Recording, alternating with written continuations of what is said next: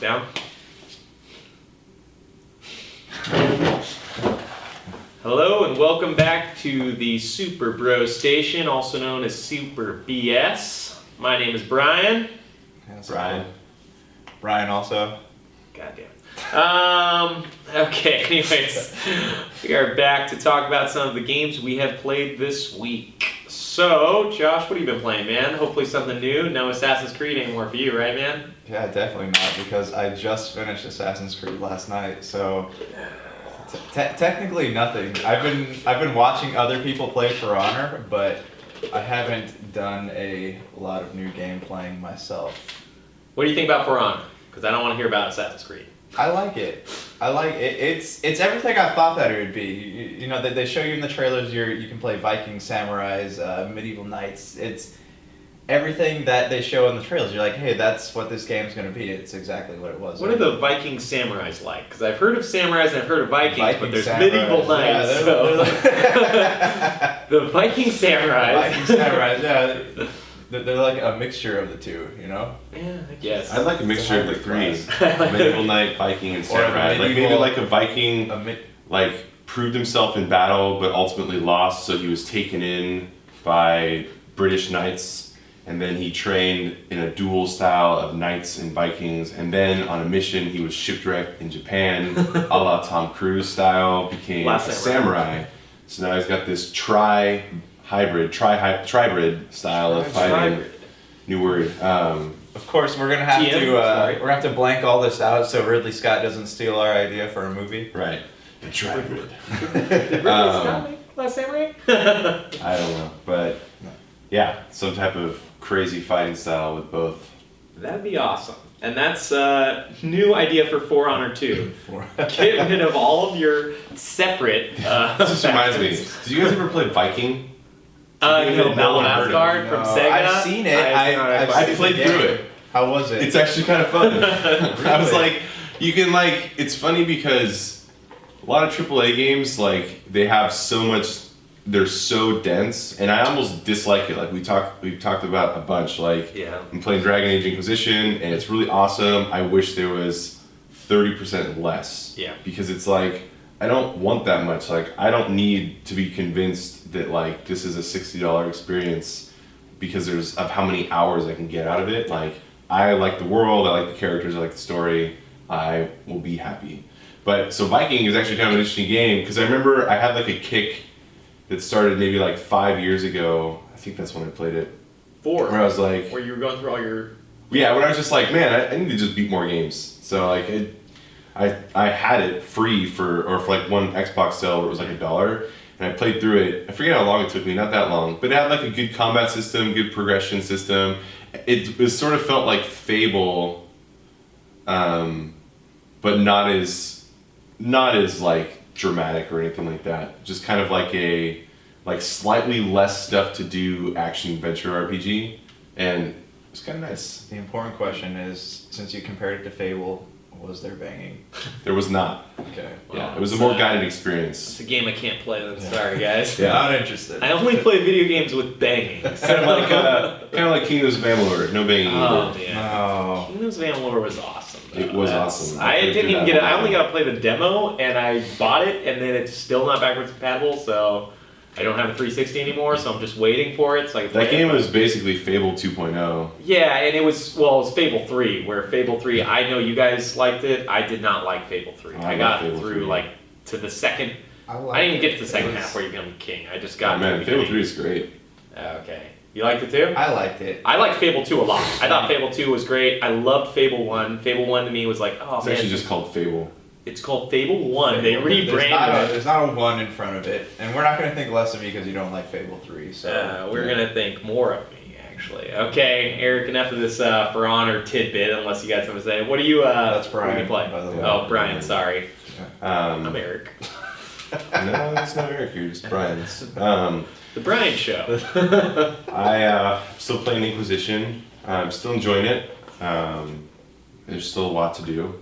So sometimes I think I got sick of it last week where I was like, okay, I did so much stuff, and then it's like there's still so much to do. It would be nice if Yeah, there was less. Yeah. There was just less. But either way, it's still rad. I also downloaded and did like the first tutorial mission for Fire Emblem Heroes, and then I started reading articles about all of the end game of like randomly getting characters and like and I'm like, I looked at the menu, like I got to the menu where it's like, here's your orbs to do this, and here's your daily points, and here's your other points, and here's this stuff, and like I just deleted it. I'm like, nope.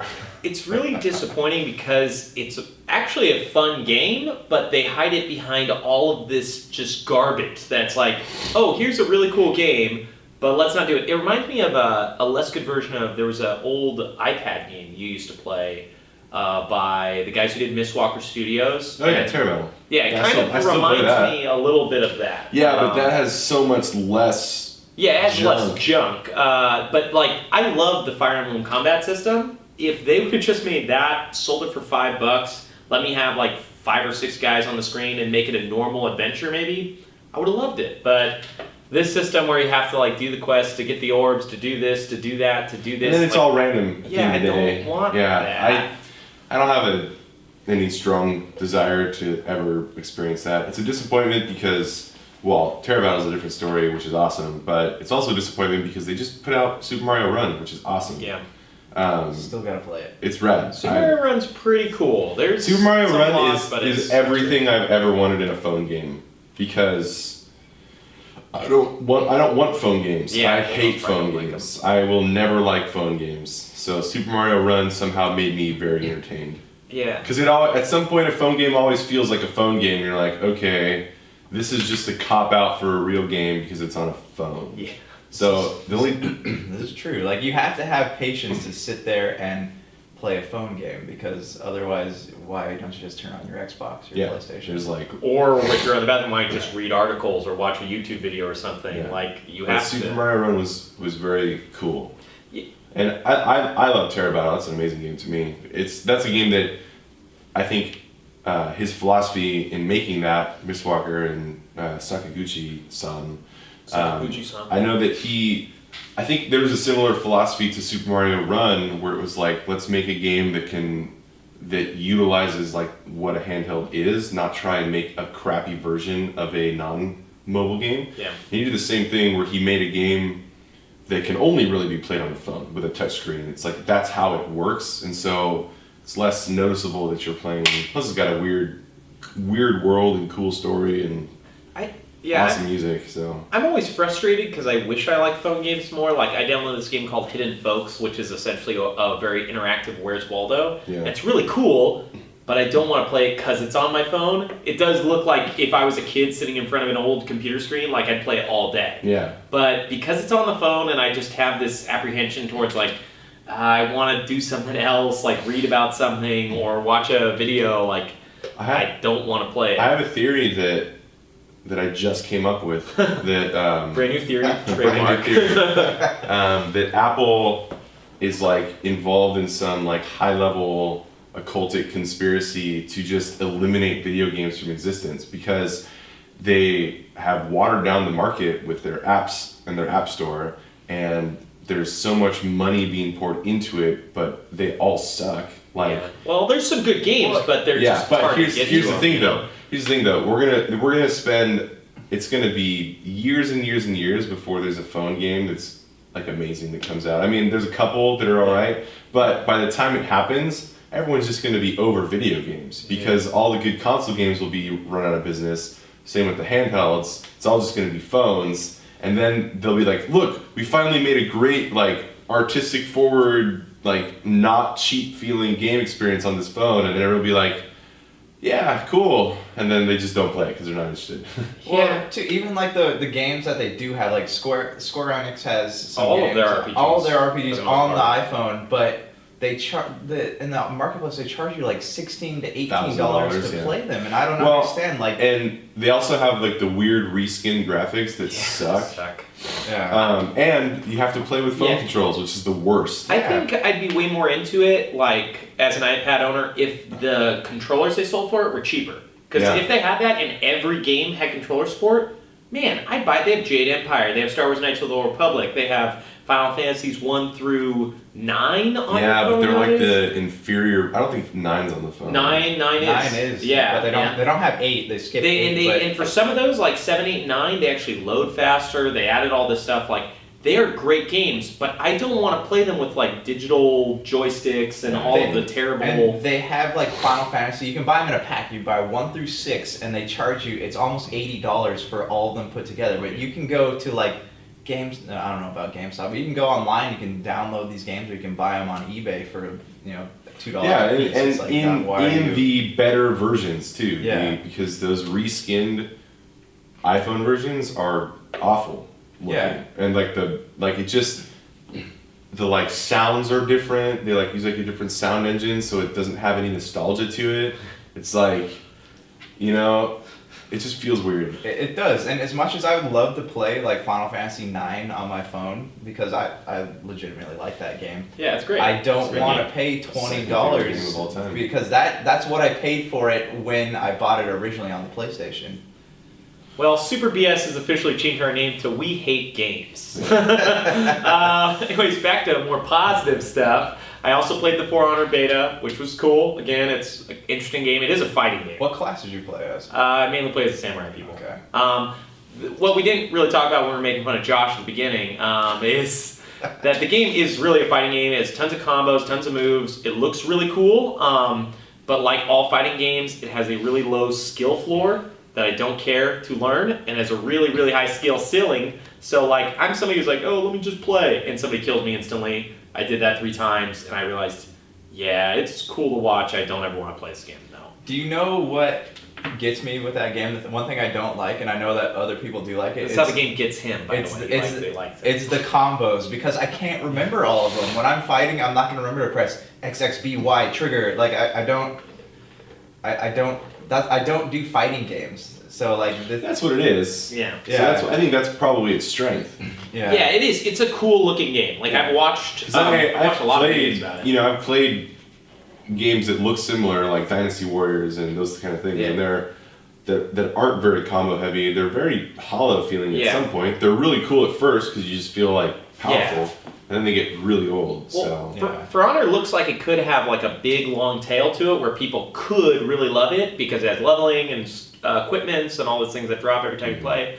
And there's 4 classes for each faction. However, I'm a little bit concerned that because it's so difficult, there's not going to be that many people who actually buy it or play it, because it's not like first-person shooter where you played Halo, you played Call of Duty, you know how to play them. This is like a brand new style of fighting game. It's almost like, did you guys ever play Power Stone back on the original Dreamcast, like a 3D environment? It's like a 3D environment style fighting game, but it's a Dreamcast. Okay, I'm about to leave this right now, a Gamescast. There's no Gamecast. But on to other things, I was also playing Mass Effect 3, because I've never beaten it, and I want to finish it before Andromeda. I'm doing some of the Omega DLC, which is pretty tight. I don't know if you guys played that game or any of the DLC. Probably haven't, because you guys are the losers, and you don't know anything about good games. I played Mass Effect 3 to the bone, when it came out. You did. I did play it because, like a smart person, didn't allow me to have my face, because I had the first face import for Mass Effect 1, and it didn't have that, so I had to wait for the patch. I never played it again. So I'm doing that, and then I'm also running around streets of San Francisco doing some totally cool hacksaw stuff with my fun friends who have face masks that show emotes and drink Rockstar and Red Bull, and Watch Dogs too. When you're running around the streets with your controller, do you go, parkour? When you're... I'm running around the streets of San Francisco with a controller, because I'm an idiot, Josh. No, I'm running around virtually in the streets of San Francisco or San Cron. They should have called it something dumb, like San Tokyo or whatever. Did you guys watch Big Hero 6? No. Big Hero 6 is amazing. That's a really good movie. But anyways, about Watch Dogs 2, great game. We talked about it last week though. However, they just patched it with some cool stuff, which is going to bring us to a little bit of our news. They patched Watch Dogs 2 with a new ending that supposedly gives a little bit of a hint where Watch Dogs 3 will take place. Do you guys know where that is? Right after Final Fantasy 15. Right after Final Fantasy. It takes place in, what's the world Final Fantasy 15? They're patching the ending. They're patching the ending. I don't know what the world is called. It's called I don't know either. That's Final Fantasy? 15. Yeah, 15. The name of the planet. Oh, I don't. Do they tell you? Sometimes. In 9 it's called Gaia. Yeah. Earth. Well, anyways, that's where Watch Dogs 3 takes place. Or maybe it's not called Gaia. I could be wrong about that. I think it is. I think in the movie it was called Gaia. Yeah. Are you talking about Spirits Within or Final Fantasy VII? Spirits Within, the only movie that counts. The best one. Hey, that's an underrated movie. I will never forget him like holding his hands out when the snow or whatever falls from the sky and saying, "It's warm." And then that's how the movie ends or something like that. I need to rewatch that movie. Yeah, it is. I will rewatch it as well. Hey, it got a thumbs up from that famous film critic. Siskel and Ebert? Or, yeah. I mean, Hey, Robert it was entertaining. People didn't like it, I feel like, because they don't understand Final Fantasy. Yeah. I need to rewatch it. I wanted Knights, though. I didn't want futuristic Final Fantasy. I wanted, like... This was before they had... Oh, actually, no. No, it was because Final Fantasy 9... It was Final Fantasy 9 and then Spirits Within. I think Spirits Within fell before 10, right? Maybe. Yeah, I think it was Final Fantasy Spirits Within and then Final Fantasy 10. So I was thinking... Or you know what? Maybe Final Fantasy Spirits Within was even before 9. I feel like I maybe saw a trailer for 9 when I saw the trailer for Spirits Within. They're not good with standalone stories. So you give them... Hey, there's an hour-and-a-half movie. Make it so it doesn't tie into anything else. Let's just slap Final Fantasy on there. It's not. They're not good at that. Kingsglaive was good because people were interested because it's feeding into the next Final Fantasy that we. Yeah, but the guy that created Final Fantasy had a lot like Spirits Within was his baby. Yeah. And so Sakaguchi? Yeah. Oh, really? That's why he ended up leaving. Oh, okay. Well, he ended up leaving, I think, because they. I don't know. I think there was like issues with like Square once they merged with Enix where they sucked, and then I think there was also issues with Sony because they suck. Yeah. So like I think that's why he ended up on Xbox with his Miss first Walker, which games. had some of the best RPGs like amazing. last generation. Yeah, it's that was like that rough time. It was the same with 12 where they made that guy rewrite 12 so many times he got sick, and then they had to change the end of the game. I just imagine them like chaining him into a room and like locking the door and saying, "You have to rewrite this till we like it." Yeah. And never let him be like the Kingdom Hearts guy. Let's just change some dialogue here. And add some more belts. Well, no, because 12 was supposed to be, originally I believe 12 was supposed to be about Bosch, who's like a 36-year-old felon. Yeah, the way cooler. Which is rad. And then they were like, oh, this is not going to appeal enough to like Japanese boys. And then he's like, okay, well, how about this like 28-year-old pirate, Balthier? Yeah. And they're like, and then I think he did it again that way, and they're like, no. And then like, okay, well, how about this kid that kind of looks like Aladdin? And then I think that's like that's why he feels so out of place in the story sometimes. Yeah. I love the abs on his 3D model because they're so silly looking. But I remember I remember something where the guy, I think it's Matsuno, the guy that invented tactics and stuff and created that world. That's an easy one to remember. Like, okay. I think he was went into the hospital because of how much they made him rework 12. Speaking of that game comes out again this year. The Zodiac. I never played it all the way through. I played it about halfway. Really, it's a great game. It's a great game. A long game. The ending is a little disappointing in my opinion, but it's still a great game. It's a lot of fun. Does any Final Fantasy really have like a great ending though?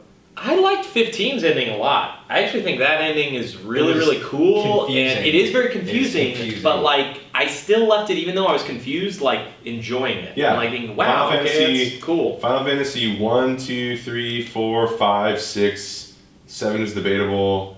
8 I think has a great ending. 9 has a great ending. 10 has a great ending. I think 10-2 has the best ending. 10-2 has a weird ending, but 10-2 is fine.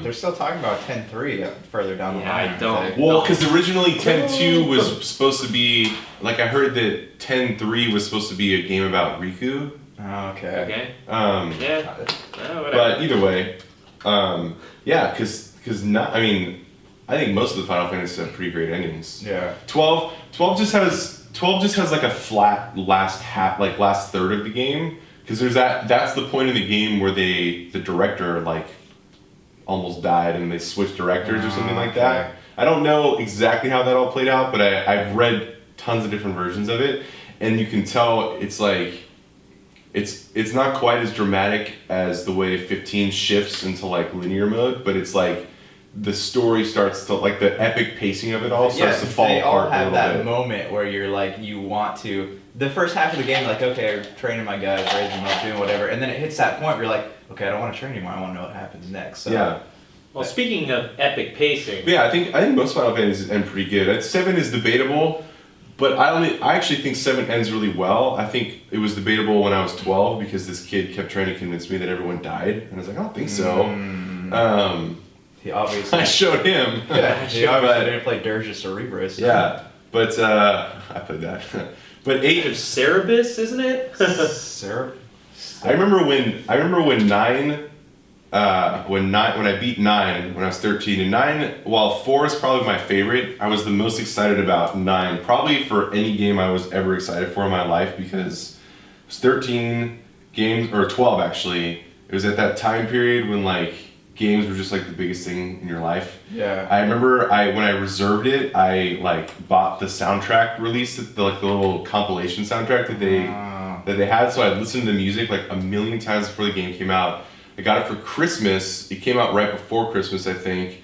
And I remember staying home, like faking sick to stay home and look at the player's guide my mom got me for Christmas once. So like, I was pretty hyped up out of my mind for 9. Yeah. I remember when I beat it, I like had this distinct feeling of like, I can't play video games for a little bit. Yeah. I just like need to like soak in that. Yeah, And 10 was actually the same way. 10 has a much sadder ending, but when you play, I think, a big game that has a lot of heft and a really good story, you feel that. Like, Yeah. I noticed that even after 15. Like, Yeah, I I'd took say a break after for 15, like yeah. a week. I just like, I don't really need to play. Was I the only one during 15 though, when you're traveling in the car and you have the old soundtracks playing? Yeah, like, it was awesome. I just was like back in time. I was a 13-year-old kid again, just sitting I there playing. still couldn't believe they left off, what was it? There's like a Final Fantasy 6 song.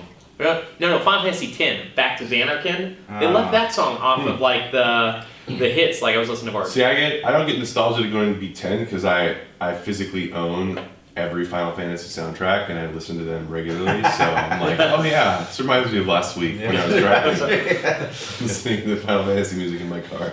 February 1st. Speaking of listening to music in your cars, back to Watch Dogs 2, the ending hints that the third game will take place in London. So I'm glad they're making a third one.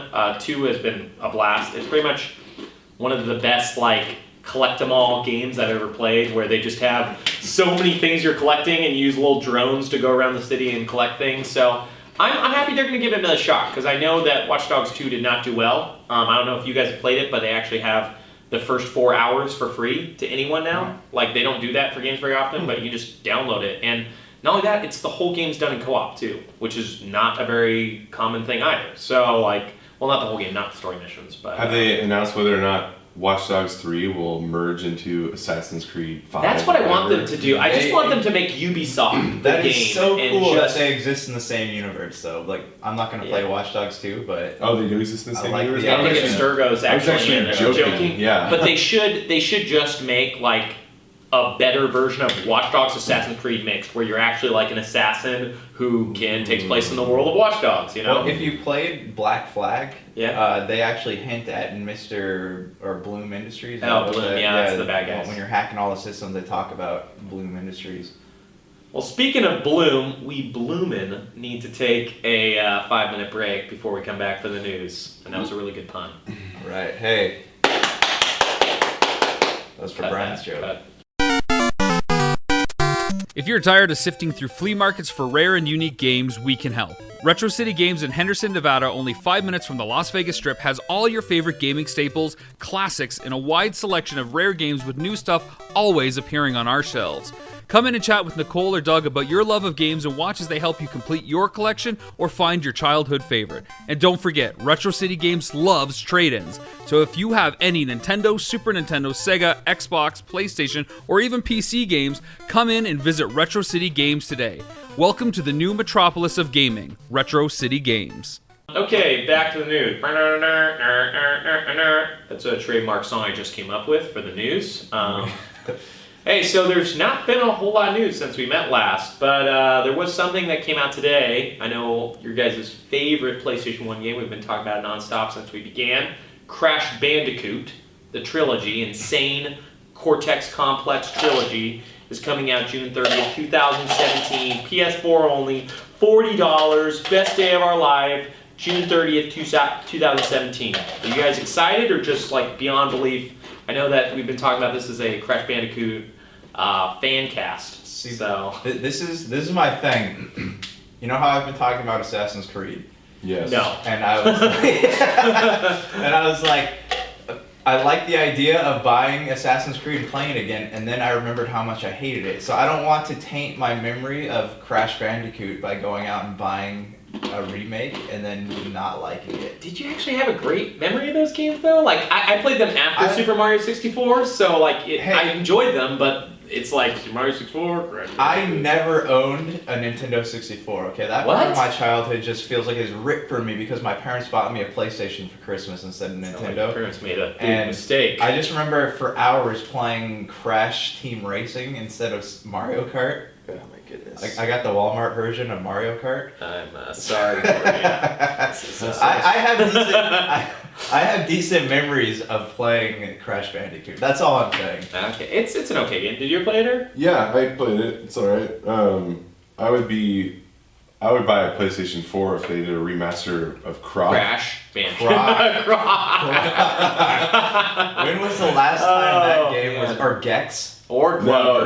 Let's just talk about Croc for a second. I actually remember playing that game, and just for some reason, it looked cool to me when I was a kid. And I actually liked it when I tried the demo, but yeah, it reminds me of that era because on PlayStation and N64, like there's like an island of misfit toys somewhere of just like not like unsuccessfully launched platforming characters like Chameleon Twist. Oh, that was great. And what's the other one on N64? Glover. But there's another one. There's also like similar Space to Chameleon Circus. Twist, but it's not Chameleon Twist. There's Space Circus, which is like that one's supposed to be really good. You're like a weird clown in an orange jumpsuit who does platforming. There's Croc, there's Gex, there's Spyro, there's Chameleon Twist, there's oh man.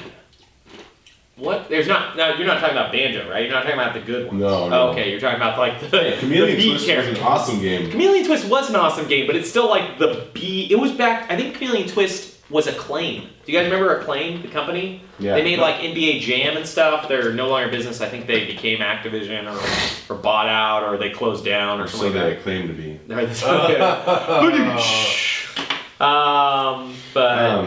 Yeah. So Crash. I remember my brother had a PlayStation, but I was mostly interested in playing Final Fantasy VII, Mega Man 8, and Croc. So Croc is Croc was a significantly better game. It was fun. I like, yeah. But there's like something alluring about it because and Nintendo is really good with this because their brands have their own, like they have appeal and nostalgia wrapped into themselves, but like the brands that started on Sony, like Crash and like Spyro, they feel like really hoard out. Like when I think Spyro, I just think, oh, this is something that I see like a bunch of toys for at Target. Yeah. So it's like, the same with Crash. It's like, I've seen Crash on everything now, I feel like. So they just kind of like feel like, you know, like really like shelled out, like sold out mascots.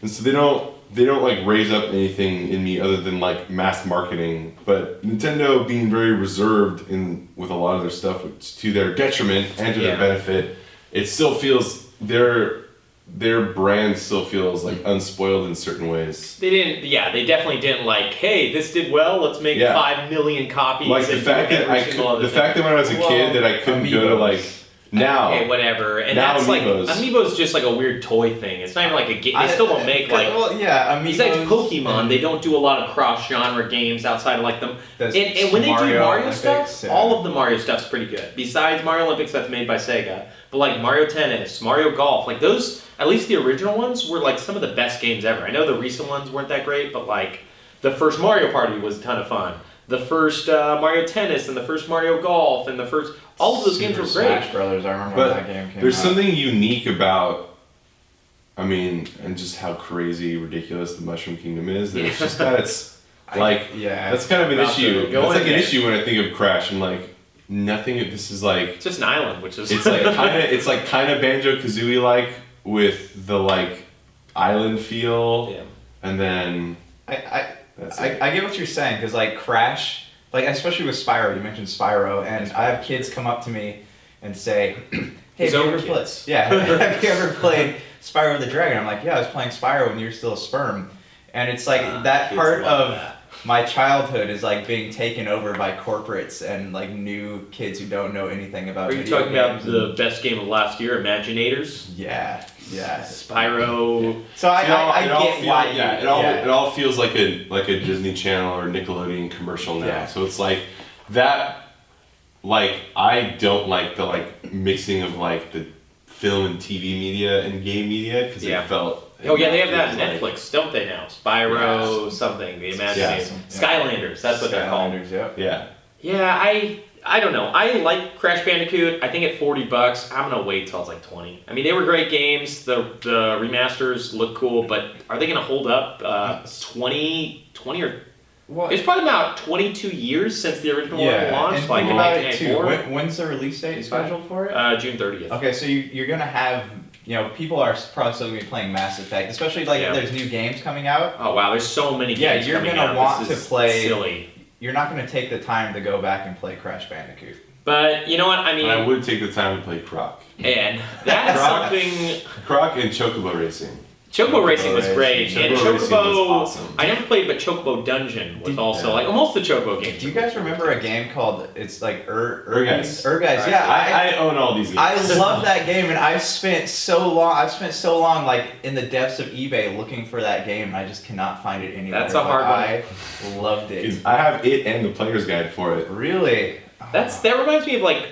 That game always, I don't know why, it's just probably because they're both owned by Squaresoft or now Square Enix, but that reminds me so much of Bouncer, which I really enjoyed at the time. Bouncer's cool. I need to go back and play that game, but since there's no way to do that... Yeah, Urguys was like the era, like right after Final Fantasy VII, when like the demo for Final Fantasy VIII was the coolest thing. Yeah. Because I remember that came out kind of close to Legend of Legaia.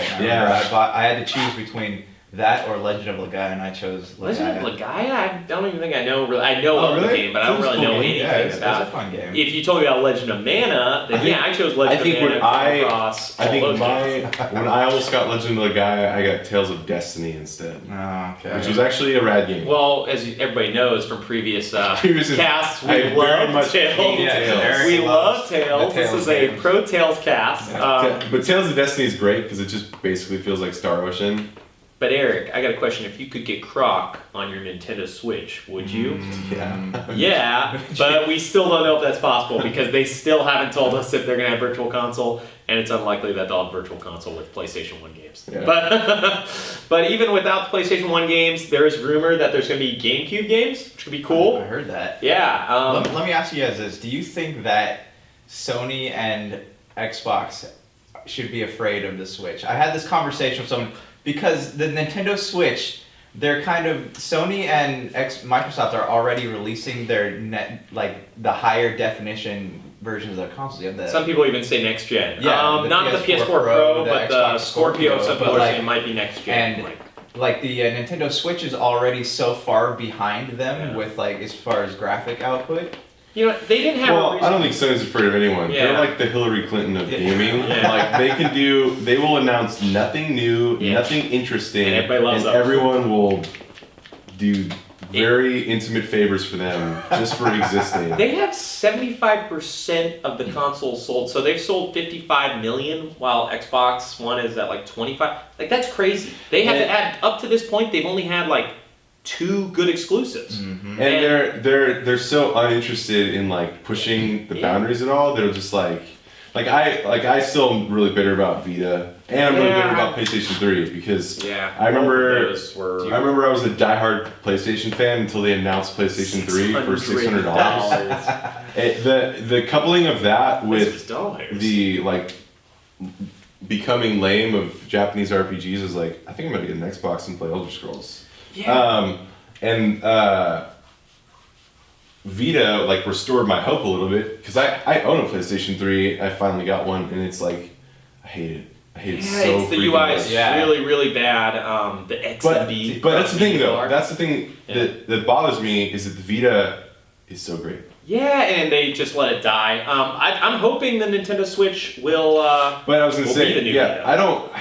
I don't know. I think that Microsoft and Nintendo should just merge brands. I wish they would have. And there was a talk a long time ago before the original Xbox that Microsoft was going to buy Sega, which would have been really cool. Because then they would have had their foothold in Japan. Whereas right now, like, Sega's just a big third party. Sega is a weird story because they have been clinging to like Nintendo for so long and just keeping themselves alive. They actually went and sold off the film rights to all the old games that we played as kids. Mm-hmm. Sonic? Everybody wants a Sonic movie. They're gonna make a Sonic and a Streets of Rage movie. As long as he's kissing real women, I'm okay with it. It's I think they're trying to make a comeback and they're on the cusp of it, but it's just not happening. But I don't think anybody needs to worry about the Nintendo Switch because similar to the Wii, where the Wii sold 100 million, that didn't affect the 360 or the PS3 at all. They both sold really, really well. Like, they're not... It's a totally different thing. It's like, does your iPhone affect, like, how many Xbox Ones and PS4s you buy? You know, like, it's that. Yes. Yeah, people aren't going to buy any more Xbox Ones or PS4s. They bought an iPhone, so I guess it does all the same things. I mean, some people think that. Those are the people who bought the Wii. Like, true. They bought a Wii and they're like, I got an iPhone now. What do I need for a Wii U? What is a Wii U? Yeah, that's a big deal because Nintendo struck gold with that.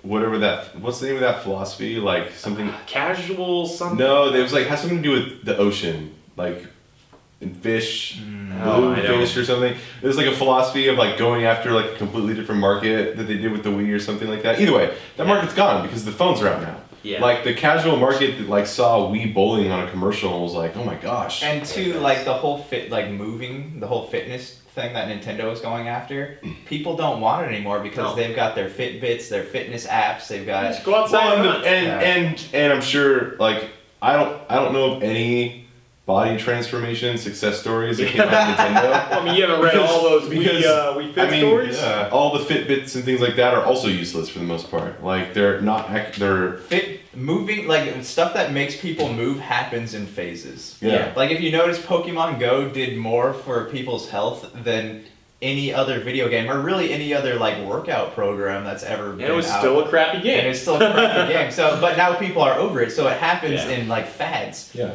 But the thing that I'm ready for Pokemon CrossFit. Yeah, Pokemon CrossFit, where all the Pokemon do CrossFit with you. The thing I'm actually concerned with the Nintendo Switch is the fact that we're 2 weeks away from the console launch, 2 weeks away from tomorrow when the console will launch on Friday, March 3rd. We still don't know if they're going to let all the people who kept buying their Virtual Console games get those games for free, or if it will have a Virtual Console, if those games will exist. All we have is rumors. Yeah, they really got to do something about that because it harnesses so much bad will with gamers. Yeah. And that's the thing, like, they have to, like, play to gamers at some point. I know that they're, like, all their corporate overlords are, like, anti-gaming people that just happen to own stock in a successful company. We hate games, so let's buy a game company stock. When they release their boardroom meeting questions and, like, the old Japanese dudes answer, like, question, I think video games are stupid. How are you going to make me more money?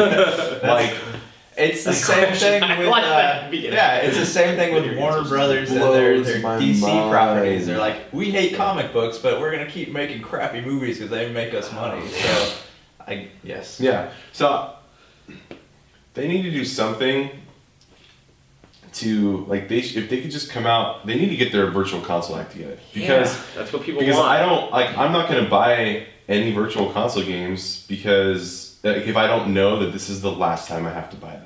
Yeah, it's crazy. The idea of like, oh hey, I spent $10 on the Wii, and then I need to buy the import and on top of that, $2. They didn't not even very many came out. That's the other problem. They drip feed. It was like a drip feed. So like I think 2006 was when the Wii came out, and by 2008 or 9 was when you could get Final Fantasy VI.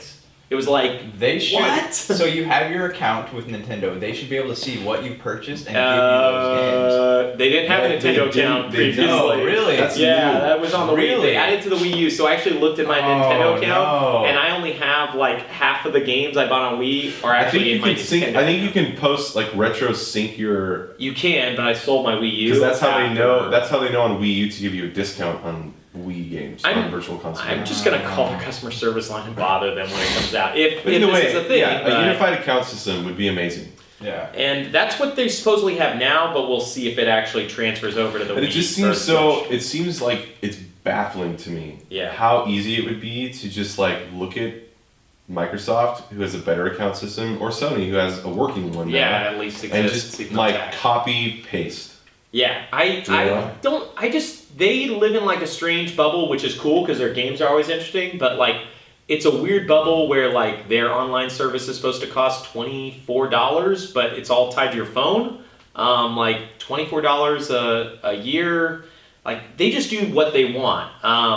However, the thing I'm excited for is if these rumors are true, E3 this year is supposed to have Nintendo announce a new Metroid, which everybody's been waiting for since Metroid Prime. That's one of their consistent sellers. That's a good idea. Yeah, I want a new Donkey Kong Country. I would like that too. Tropical Freeze was good. When was the last one out? Tropical Freeze on Wii U, like 2 or 3 years ago. Okay. It's really good. Oh, so good. But speaking of E3 though, it's actually now open to the public. I heard that. Yeah. I'm kind of on the fence about that because I sometimes attend events like this as press, and I feel like having all these people come in is going to make it more difficult to like get in interviews and like stuff that would originally go out to the public now.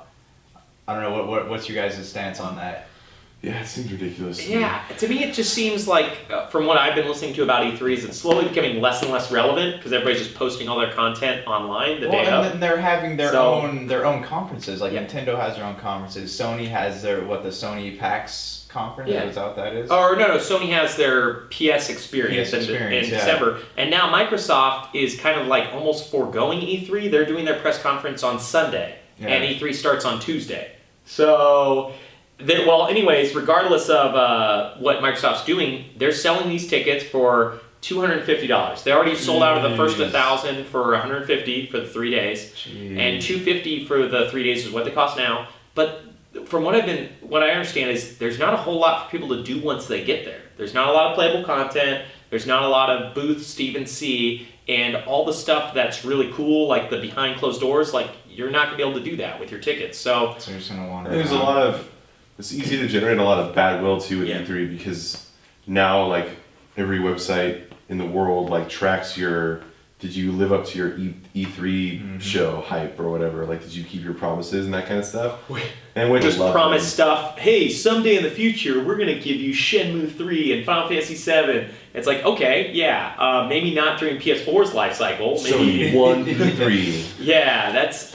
We're all gonna have oxygen tanks when we finally get to play Final Fantasy 7. For me, E3 is like kind of really fun because it's a day where you just see tons of announcements. But like one of my most anticipated game for last year that didn't show up, South Park: A Fractured Butthole, which is now, I don't know if you read, it got delayed to fiscal 2018. It was supposed to be March. It got delayed. It got delayed like last week. From now, it's sometime between March 2017 and April 2017 and March 2018. It's gonna vanish. It's gonna be scalebound all over again. I don't think it will vanish because it's a Ubisoft game and they almost always put out their games. But my guess is, just like the first one, they're gonna delay it till at least. Probably decided there wasn't enough collectibles in Assassin's Creed tie-ins.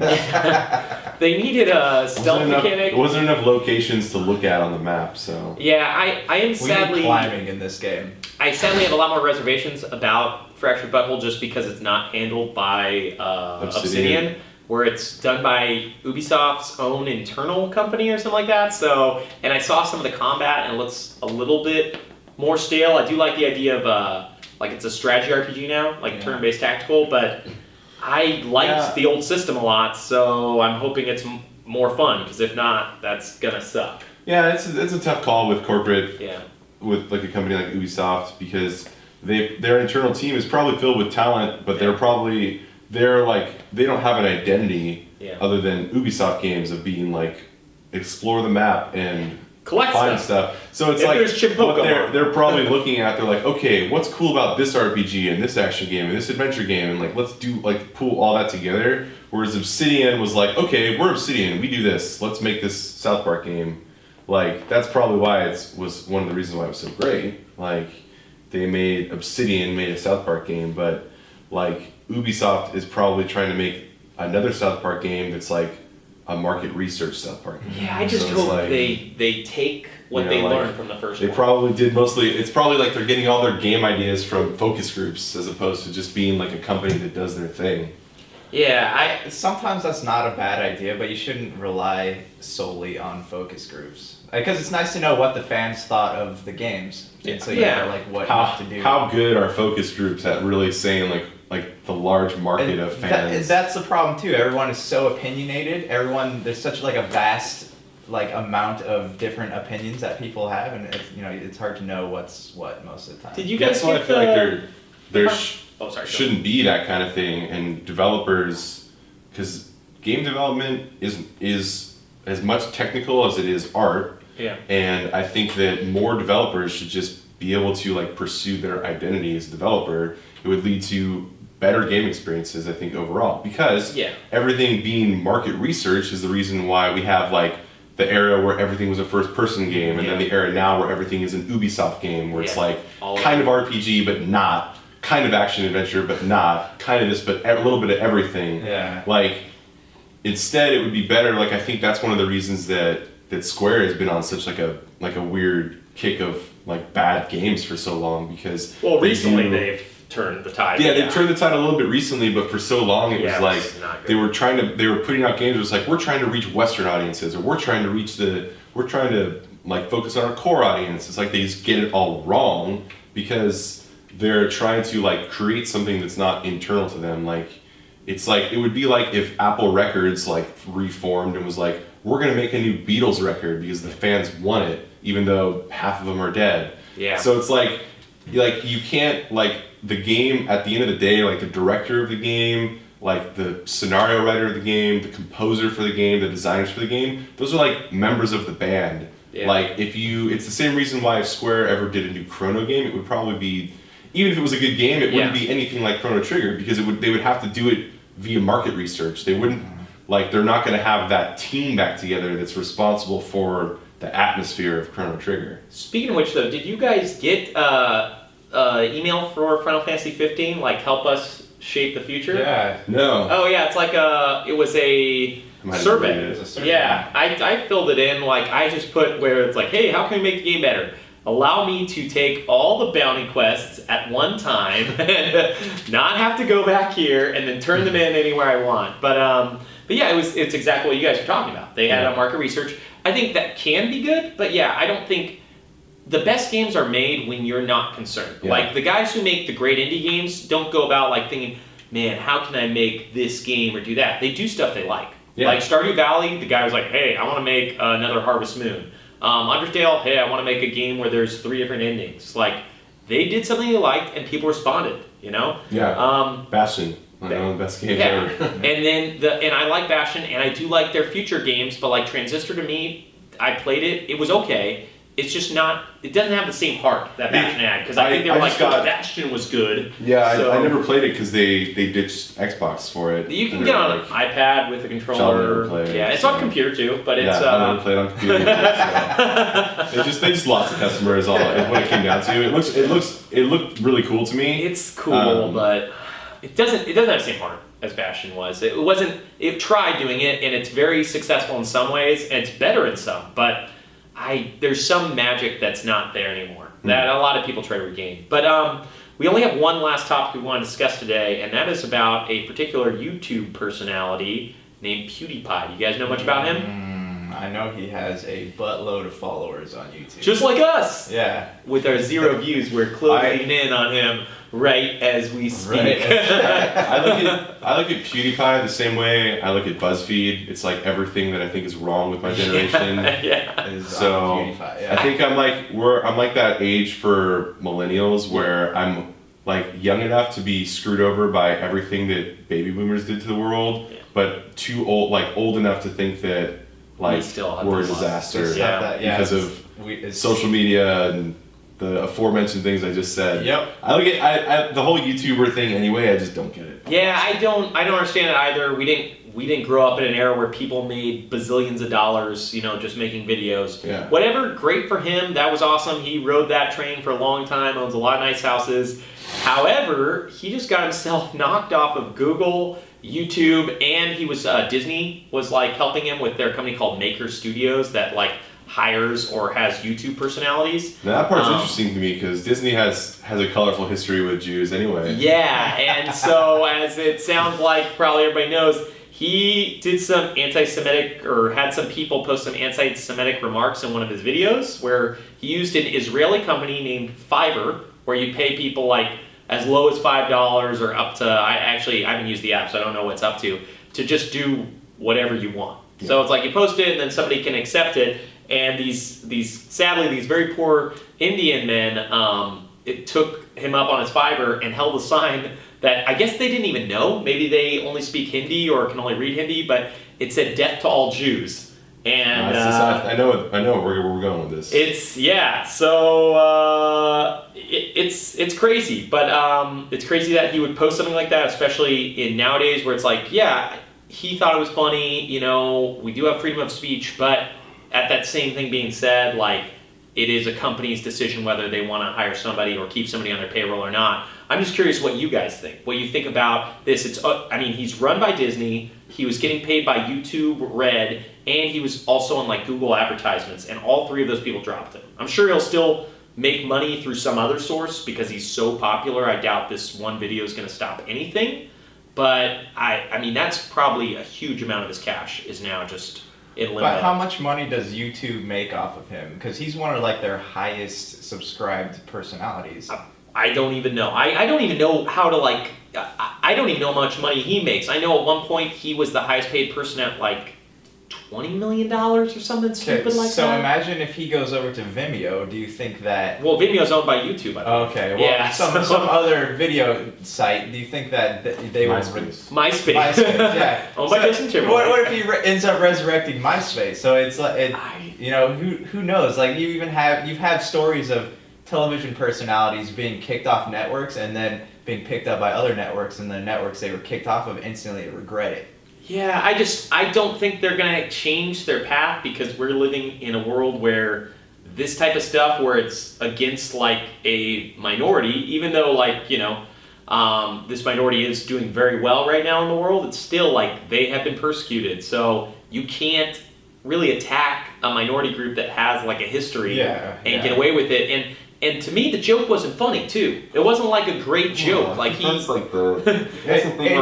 When I read the story, I'm just like, it was stupid. It's unnecessary. It was unnecessary. Like maybe I feel bad for him, but like it's unnecessary for him. He just didn't need to do that. He was just trying to cross lines and barriers that didn't need to be crossed. And I get it. Like everybody probably thinks like, oh, he's Pewdiepie, he's not going to do anything outrageous because he makes all this money, so he's like, oh, I'm going to do something outrageous. But why, man? Well, I thought I read that his show is often like that. I guess he supposedly did other anti-Semitic remarks people were saying. I led me to reading an article, I believe on Kotaku, that had to do with like how like YouTubers in general like say terrible things, like whether it's like other racist remarks or slurs and that kind of stuff. That's a good point. You could probably go on YouTube and find videos that are 4 or 5 times worse than what he did. Sure, but they're not still, Pewdiepie. They're not run by but people that are still like have like views in the millions and stuff like that. But they're not managed by Disney. The point is that I just don't get it. Yeah, I don't get it. Like, I don't get the whole sensation of it in the first place. I don't get it either. The internet is a weird thing. And it just is weird. I'm with you. I don't understand why people like him. Like he annoys me when I watch his show. He's kind of annoying to me. So I don't know like what he appeals to kids. I can see why. Yeah. But like personally, I wouldn't go out of my way to watch him. So hearing about him getting kicked off YouTube is like it's whatever to me. We just live in a strange wasteland. It just seems like this sort of like existential loneliness. It seems like people can see like, oh, this guy does nothing and makes $20 million. Like I could be famous on the internet and people will see me and I'll be known. And they like be, instead I think they just see that the world is more and more out of their control. And so they look for things that they can control. And it creates this whole like generation of like junior high kids that are 30. Like it's a strange world, and I think we're going to see more and more stories like this. But however, we're going to cut today a little bit short. There's going to be a lot of news next time we come back. If we come back in 2 weeks, If we're back in 1 week, maybe less news, but in 2 weeks the Nintendo Switch will be here. I think it's 2 weeks. 2 weeks from tomorrow. So we'll be very close. Hopefully we'll have some more news about that. If people want to email us to talk with us, if that even exists, we will probably have an email soon and probably have a Twitter. I don't know. That's another thing that we all and action figures. We will have action figures. Yeah, we all. Our main goal is to. Since we have 0 views right now, is to get as many people to buy our action figures as possible. Eric will have an axe in case you're wondering. Nope, I'm Swordman. Swordsman. And I will have an axe though, and I will be the tri-grid. I historically, in every RPG I play, I will forego the more powerful weapon if it's an axe. If it's not a sword. Well, that's because they always make swords the best, though. In the end, I've never played a game where it's because swords are cooler. I know, but and it's not true. Axes are always stronger. They're stronger, but they have like less speed. Like you find that if you want the most balanced character, you always go with swords. Yeah, swords also look cooler. I'm gonna have a wizard staff, so when you guys are battling the politically correct, I'm going to be healing you guys and casting hate. I think we're actually. I think we are mostly on the side of the politically correct. So, and today that's kind of how it turned because I was an idiot. I like the motto of "Don't be a dick." So yeah, there's too much kind of hate in the world to be like, yeah, let's support hate. I mean, I am pro hate guy myself, so I've been trying to focus on that every day, trying to make sure I burn more trees and pollute the world and kill more people. Don't edit that out, Josh. Next time on Clubbing Baby Seals with Brian. Well, anyways, it was fun talking. We'll try to figure out a way to let people, if they're interested, contact us so we can answer questions because we are all very, very bright. Because we don't always have the facts, but we always have opinions. There we go! Hooray! I like that motto. Oh, yeah.